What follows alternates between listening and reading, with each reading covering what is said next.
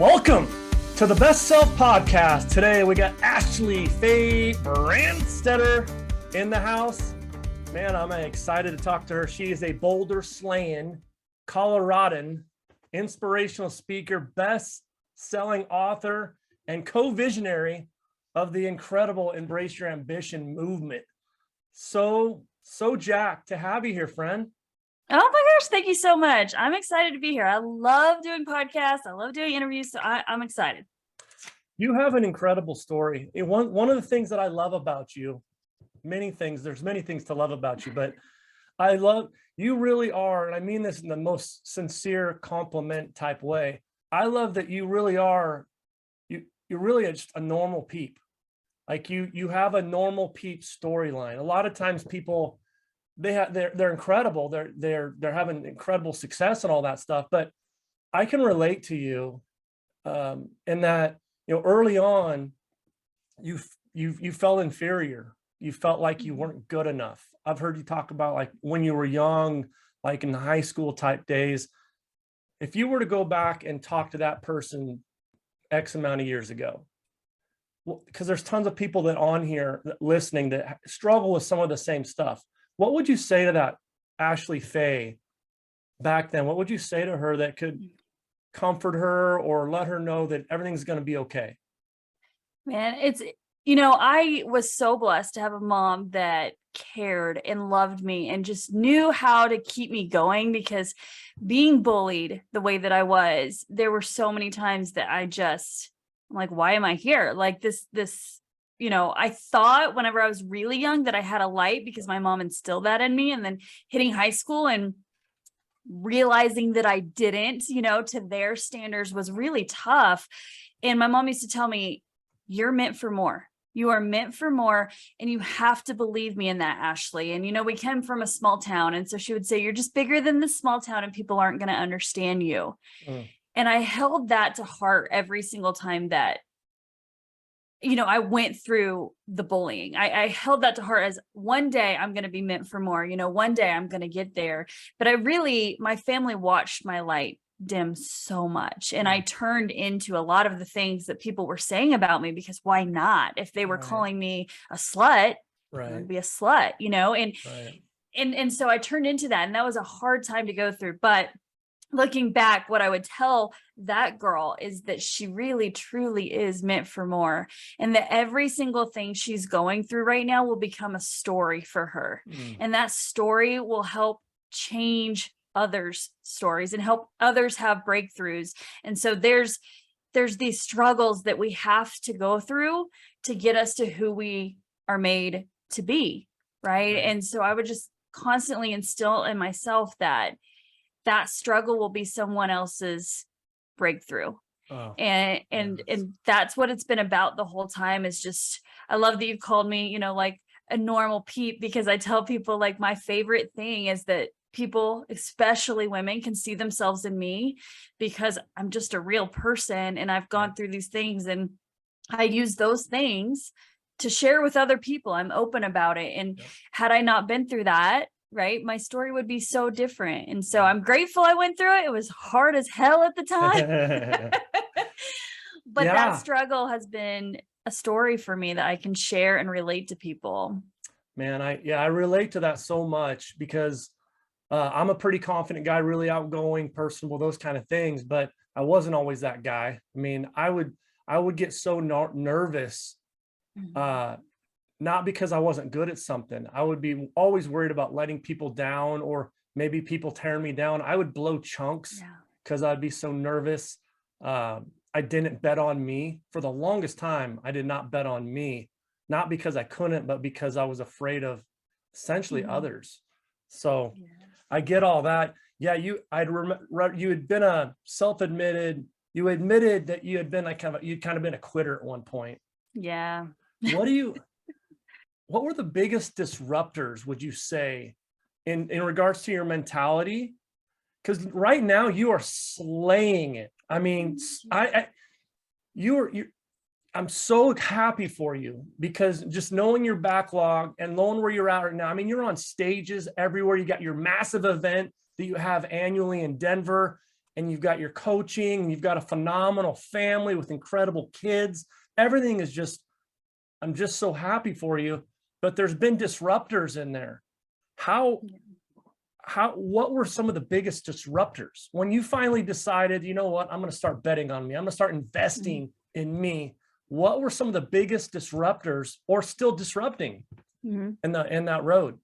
Yeah, I mean, honestly, before Ashlee Fay Designs was the thing that was the success for me, right? That's the thing that took off. Before that, I had a lot of other little side businesses, and when it got hard, I quit. I just thought, if it's hard, then it's not for me. I can't do it. Right. But what's crazy is we hiked the Crags, which is a huge mountain out here. It's really popular, really cool hike. And during that hike, it got so hard at the top. My kids wanted to quit. And I said, no, we can't quit. We got to get to the top. We passed someone. Thankfully, we passed someone like a half mile from the top. And we said, how far? And is it worth it? They said, it's so worth it. And so we kept going. And when we got to the top, it was the most beautiful, like to this day, the most beautiful space I'd ever seen, right? The most beautiful outlook. And when I was walking down, it hit me that it's always hardest before the level up. It's always hardest before the breakthrough. And Ashlee Fay Designs at this point, it was doing well. I hit that -54. I said, I'm going to do something. I can't just keep surviving. I have to live. I have to get up. And I was doing well at Ashlee Fay Designs, but it was also to a point where things were getting a little tough. Orders were overwhelming. I wasn't prepared to grow as quickly as it did, and it was getting tough. And that hike seriously changed things for me. It's such a weird thing to be like, that hike changed things, but that hike was like, okay, just before the level up, it gets really hard. That's where the boulders are. We now say in this family, embrace the boulders, because when things are really hard, when the enemy is throwing boulders your way, instead of dodging them, embrace them, because you're so close to the breakthrough. You're so close to that. And so it's funny now when things get tough in the business, it's like a challenge. I'm like, cool, I'm so close to that next level. Let's go, throw it at me. And, I'm just like, I'm in. And it took me, doing it the first time to realize I was capable of doing that. Right.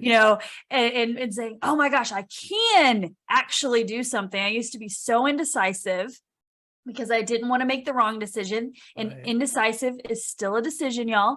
And that kind of would lead to quitting. Right. And so I finally realized, like, I have to start making decisions. And the way I do that is, if it aligns with my vision that I have written out for myself, I say yes. And if it doesn't, then I say no. And that was such a huge turning point too, is just being able to make decisions and then go with them and see them through to the end, and not quit, because you've made the decision. It's time, you're going, let's get to that next level. Boom. Yeah. I mean, commitment's 100, not 50-50, right? Right. So if you're in, you're in. And yeah, that's not easy. I got a break here. I got to dispel a couple myths about you, Ashlee Fay. I don't normally do this, but you were just talking about sweating, and you weren't talking about sweating, but I was thinking about you sweating climbing that mountain. I'd heard you talk about how drenched you were in sweat. True or false? Is it true that you don't sweat, you only leak awesomeness? That would be true. It looks the same as sweat, so it might confuse people. Okay. But it's awesomeness, yes. I know it. And the other myth, thing, is it true that you wake up in the morning and you piss excellence? Also true. I know. Yes, after I brush my teeth. I have to brush my teeth the minute I get out of bed. It's a weird thing. I don't know. I'm like, brush my teeth. Then I do. All right. I mean, I got a bunch of other questions here. Those are really the two big ones on my mind going in today. They're important.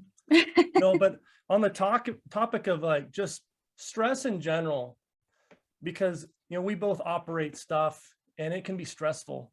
And I was reading a stat where, and it depends on what research study you read, some stronger. This one I was reading was 70% of all illnesses are related to stress.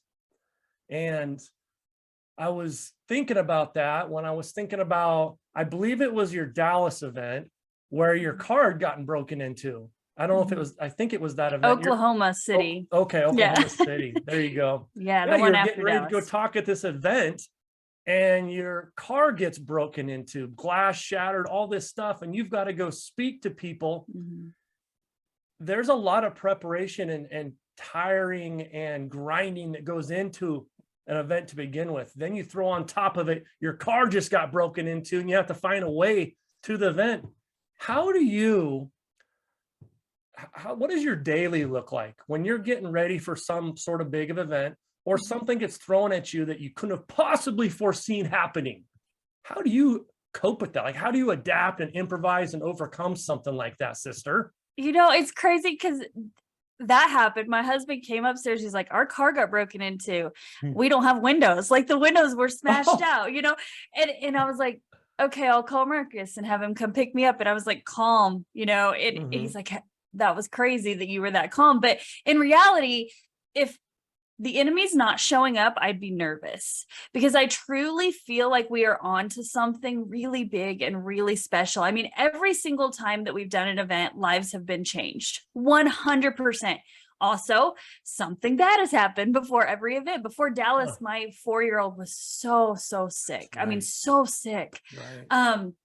And so it's like one of those things, if something bad didn't happen, I think I'd be concerned that we weren't onto something. So for me, when things like that go wrong, it's right back to the right before the breakthrough, right? It's knowing that the enemy's coming at me and sending his special forces at me because what I have to pour into people and to serve for people is life changing. And he doesn't want that to happen. And right. And so I keep that mentality and I try to stay calm. Marcus will tell you before some big events, before Denver, I'm a little crazy, but it's a lot, you know, the first or the 2 weeks before like an event, it's like straight boot camp. I mean, every single second of the day you're on and you're trying to figure things out and things are always going wrong. We had messed up sound before Dallas, like literally an hour before Dallas. We didn't think we were going to have sound. We were going to have our speakers just yelling out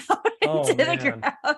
Like it would not work, but somehow it came through. And, you know, that's the other thing is that it's come through every time, you know, things are really tough, but right before the event, there's a calm to it that is like, we're doing this. Everything is now in place and we've got this. And we do every single time we show up, we show out and change lives. And so the hard stuff sucks, but it also makes for fun stories. I actually, before Dallas, Dallas was probably our hardest one, y'all. But before Dallas, they kept running my card, but it had already marked it as fraud. And I kept telling them to stop, but they kept doing it. And so it was just a hot mess. So I went up to Marcus and I said, everything is going wrong right now. And I know we're going to pull this off, but I need you to give me 15 minutes. I'm going to go cry in the lawn. And I went outside and I sat Indian style in the lawn at the hotel and cried for 15 minutes. And then I got up and I was like, okay, let's go. Like I didn't want anyone around me. I just wanted to cry. So it's okay to get emotional. It's okay to be stressed. It's okay to cry and just get up and say, man, I can do this. I can do this because this is my purpose and I'm meant for it. Yeah. You're good at, you're really good at, I really believe that vulnerability is a strength for you. You are fantastic that way. We've only got maybe 5 minutes left and then I am just coasting you to the curb. Boom. So it feels like everyone's goals. Everyone's got New Year's resolution goals. I know that yours this year were eliminating or minimizing self-doubt and questioning. Everyone's got New Year's resolution goals, but as you know, that's a tough, like a lot of people, most people don't finish. I mean, there was a study where only 8% of people by the end of, say, February this year, people that had set their goals on New Year's Day, January 1st in America, we're actually still following through. And that was just like 6-8 weeks in. So 92%. And so we're always focusing on that. And then you go on Amazon and there's only like a handful of books on finishing. Everything's about how to get started. Yeah. You're a great finisher. You're a great finisher. Just look at the Dallas story. look at how you started out, not feeling great about yourself in life. You have 3 incredible kids, a life. I mean, everything for you is rocking. I know there's boulders back there somewhere. Yeah. I know it's not that easy, but how would you suggest our listeners do a better job at finishing? Because odds are 92% of them aren't finishing either. They also have these great ideas, but most people don't get their big ideas off the ground. Mm-hmm. Why is that? And you have any suggestions on how they could get over that? I think when you look at your big, bold, crazy dream, it's so big that it's too much. You need to take it, you need to break it down. I have a dream, a huge, crazy dream for Embrace Your Ambition to be in a different state every single month in 2023. That seems really big and scary. And if I look at it as a whole, I'm not going to accomplish it. So I have to break it down into many tasks, many things that I can do, many goals to hit along the way. I even break mine down so small into a day. You know, there's a book by Mark Batterson. I love it. It's called Win the Day. And it talks about how every day, this is your 24 hours or however long you're awake, I guess, technically, that you need to look at. What can you do today that's going to set you up for that in the future? And that's where you focus. You don't focus on that big, crazy goal. You just focus on a small goal that's going to get you there. And if you do that every single day, you win the day every day, you're going to be there. Right. You're going to get there. But so often we make these big dreams and goals, and that's awesome.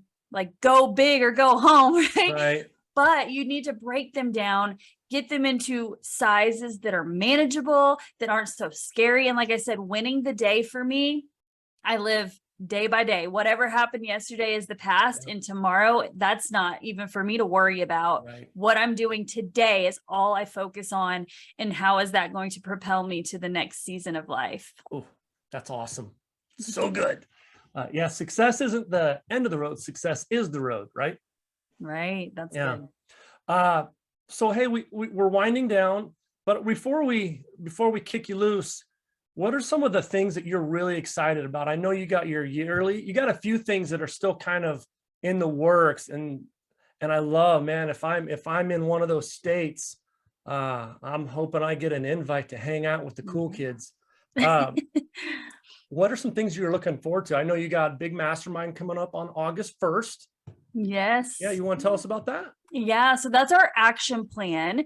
We only take 10, and people are always like, you guys could take so many more, but we like to make it very customized to that person. And so we take 10 people, we really set down an action plan. We just talked about those big dreams.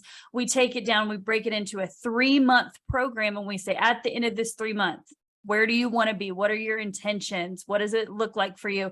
And then we set them up with steps to get there. And so this is the second one that we've done. We have amazing guests that come in.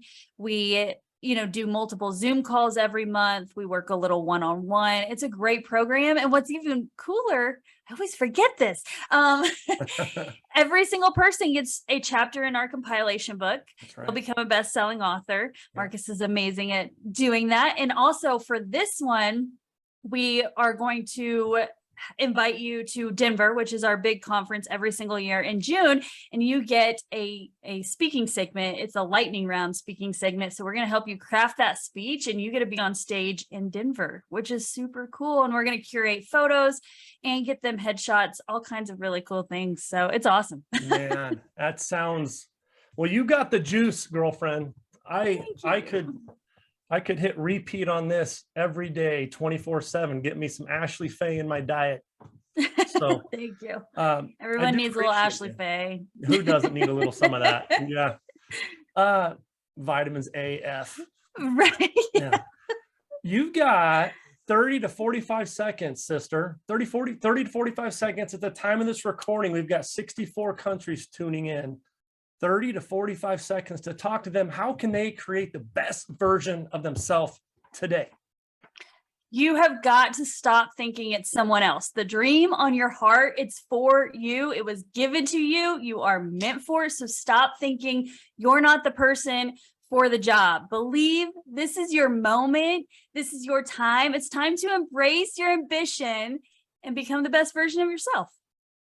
Boom. Awesome.